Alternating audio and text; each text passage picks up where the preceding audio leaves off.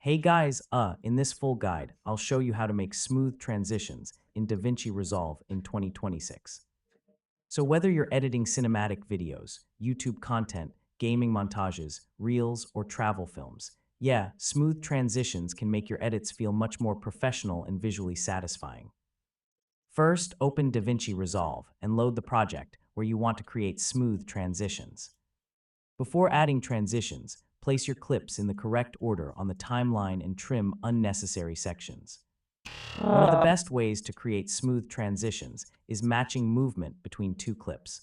A similar camera motion makes transitions feel more natural. For simple cinematic edits, use cross-dissolve transitions between clips.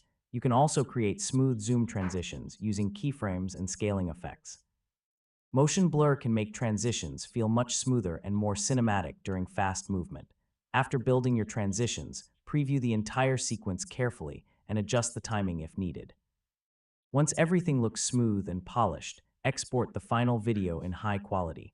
And that's basically how to make smooth transitions in DaVinci Resolve in 2026.